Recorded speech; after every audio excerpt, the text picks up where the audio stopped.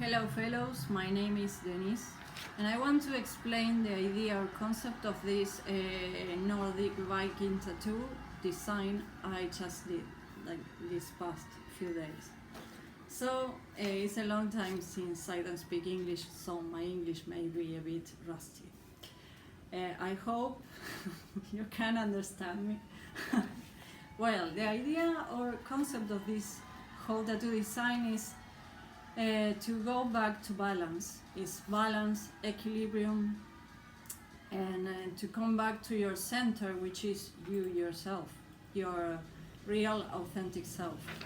So I will start this is the wheel with the whole runes, and the thing is that I got these 3 runes here in the middle, which I like very much. And this is, I don't know the names in English, how you pronounce it, but I will just pronounce it in my Argentinian English. This is Ken or Kenas, which is the torch, you know, the torch that lights the path, that lights the way, that opens up your path. And it can be also the rune that lights the truth, the rune that reveals the truth. Then we have Gifu or Hibo, I don't know how you call it, but this is also the center, balance. This is a rune of equilibrium, right? And also it can be a union or a gift, but I want to express more the concept of balance and coming back to your center, which is your home, which is you yourself, your real self. And this is win, which is the glory, you know, when you reach this point of glory, of peace, of maybe wholeness or realization also. So the thing is also down here we got a vine rune, which is Algis. Algis is a rune of protection, but it also can help you to cleanse your energy, right? To clean up your energy field and your emotions and your life, but it's more about protection. And then we have Fehu, which is the first rune in the Futhak.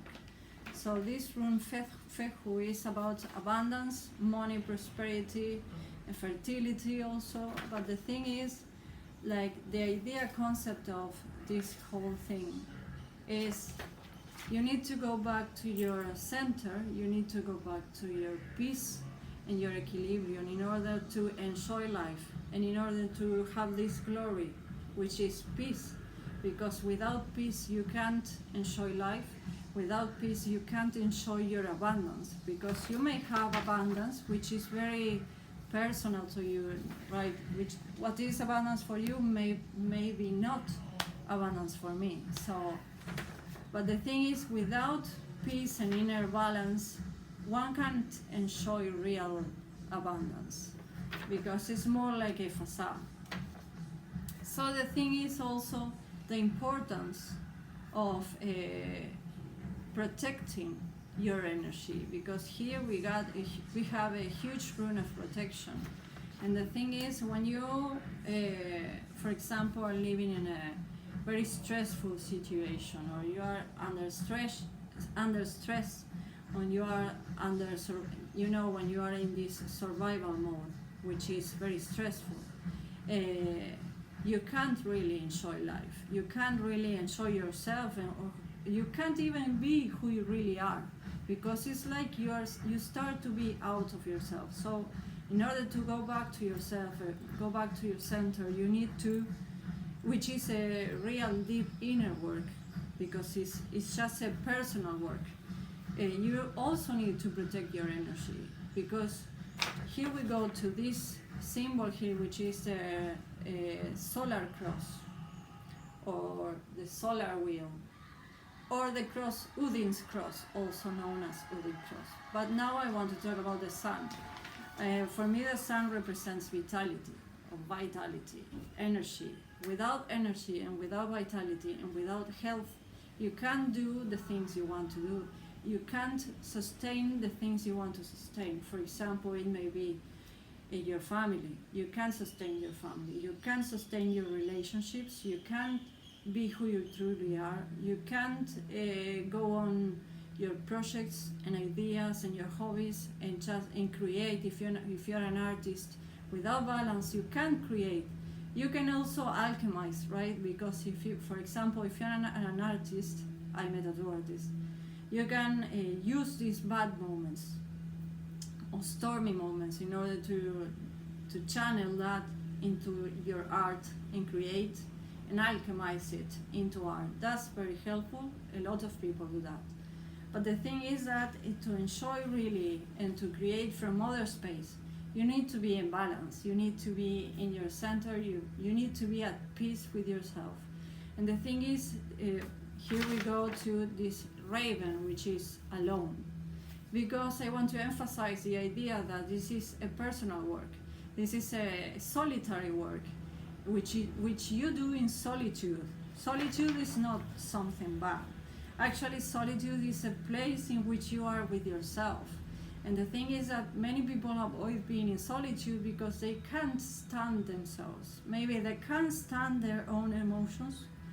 They can't stand maybe their trauma because they haven't healed their trauma, so they can't be in solitude. That's why this is to go back to peace and to have peace in your life. It's a very personal work. It's a work of a lot of introspection. So you need to be alone to feel your emotions. No one can do that job for you. No one can do that work for you because you need to be alone to meet yourself, to be with yourself, to know which are your dark thoughts, to do this cleansing. You need to be alone to do this cleansing. No one can do it for you. Maybe sometimes, for example, therapists, they can give you tools, they can accompany you 1 hour, but then the rest of the week is yours and you have to do the work. So, the thing is also, then we have the ships. I placed 2 Viking ships here, also like going to the center, right? It's like first you need to light your path, to use the torch to light your path. You first is like you need to go back to yourself. You need to go back to yourself, realign your energy, discern which is yours, which is not yours, because all this is also something you gain from being alone. When you're alone or you are in solitude, you also gain this discernment, which is very powerful, because you can discern which is yours and which is not. And the thing is, here we got some bluish grayish colors, right, symbolizing a storm that comes from outside, from both sides. The idea from this storm is that sometimes, if you're a highly sensitive person, many times the storms, you can feel the storm, but the storm is not yours. The thing is that sometimes you are surrounded by many people who doesn't do that inner work. So you can feel the energies. And sometimes if you're a highly sensitive person, that's too much, because you can sense and feel everything. You go back to your house and you carry all that garbage with you, which is not yours to carry.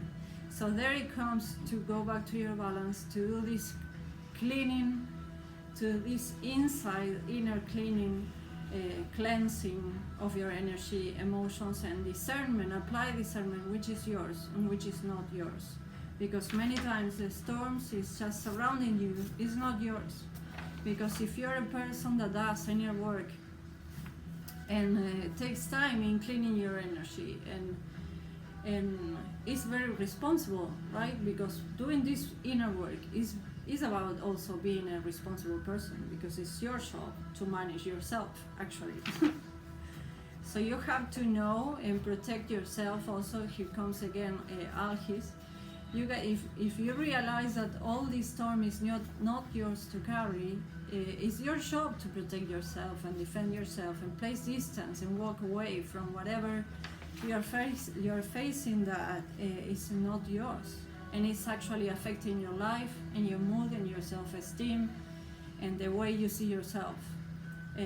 Because the worst part of being a highly sensitive person or an empath is that you just believe it's yours. And it's not yours. You're just like a huge sponge or antenna. I live like an antenna, so I'm just, everything is information, everything is frequency, so you just can capture everything, right? It's very uncomfortable to live like that. Then here we got these kind of stainy, brushy lines, which represent on the sides scars, right? Everybody have scars. So if one person tells you they don't have scars, they are lying, or they are just unaware of it, because we all have scars. And the scars and wounds and the hardships is what gives you the knowledge and the wisdom to change your life, to improve yourself, to learn the lessons, which you may repeat several times, and you are like, fuck, I'm done with these lessons. I'm really tired. So these scars represent all your knowledge. You gain the knowledge through the scars and the lessons. And well, what else do we have here? I believe, and the thing is about the Udin's wheel, the Udin's cross. It also speaks for me about sovereignty. You know, when you are a sovereign person, and you are your own authority, because actually it comes a moment when you realize through inner work that you are a sovereign person and you are your own authority. So you got this power. Sometimes we are more afraid of being that powerful, and to be aware that we have this power of taking the lead of our own lives. You know, you are a sovereign person in order to take the lead and say, no, I want to go back to my center. I need to go back to my balance, because I like the person I am when I am in that state. And I worked really hard to get to that state. So I need to protect myself, and I need to protect my vitality. I need to protect my energy. I need to protect my life, because I really want to live like this. I want to live in the light. I want to live in balance. I want to feel joyful and at peace, because if you would talk about happiness, what is happiness? Actually, beneath happiness, if happiness is this, beneath happiness is peace. So it's very important to work on inner peace, and it's your job to work on inner peace. And if you want it, you have to get it, but it will cost you a few lessons. And well, that's it, I believe. Thank you very much. I hope you can understand my language, and I hope you have enjoyed this concept or idea about coming back to yourself, and which is your home, you know, because many times also we don't feel at home, because we are actually, when we are in survival mode, or our nervous system is on survival mode, the thing is, we distance from ourselves.